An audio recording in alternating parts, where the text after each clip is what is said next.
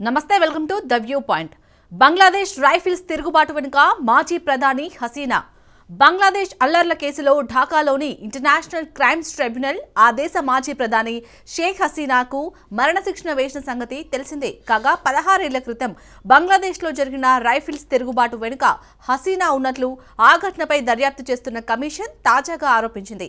నాడు హసీనానే స్వయంగా తిరుగుబాటుకు ఆదేశించారని ఈ విచారణలో తేలినట్లు పేర్కొంది.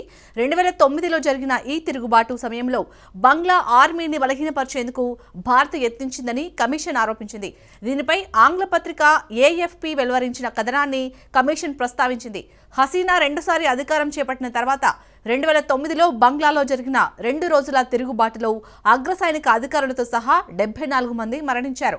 గతేడాది హసీనా స్వదేశాన్ని వీడిన అనంతరం ఏర్పాటైన యూనస్ ప్రభుత్వం బంగ్లాదేశ్ రైఫిల్స్ తిరుగుబాటుపై దర్యాప్తునకు ఓ కమిషన్ను ఏర్పాటు చేసింది. ఆ తిరుగుబాటుపై విచారణ చేసిన కమిషన్ తాజాగా తన నివేదికను విడుదల చేసింది. అందులో హసీనాపై ఆరోపణలు చేసింది. అప్పటి అవామీ లీగ్ ప్రభుత్వ నేతలు కూడా తిరుగుబాటులో ప్రత్యక్షంగా పాల్గొన్నట్లు పేర్కొంది. హసీనా ఆదేశాలతో మాజీ ఎంపీ ఫజ్లే నూర్ తపోష్ దీనిని ముందుండి నడిపించినట్లు వెల్లడించింది. ఆ సమయంలో జరిగిన హత్యలకు హసీనానే కారణమని ఆరోపించింది.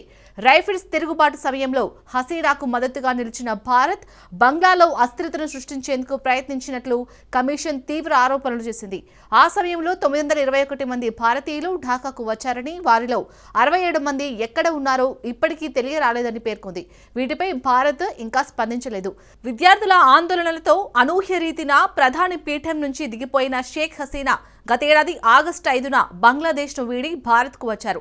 నాటి నుంచి ఆమె ఢిల్లీలోని ఓ రహస్య ప్రదేశంలో నివసిస్తున్నారు. ఆమె పలు కేసుల్లో దోషిగా ఉన్నందున తిరిగి బంగ్లాకు అప్పగించాలని ఆ దేశ తాత్కాలిక ప్రభుత్వం పలుమార్లు భారత్ను కోరింది.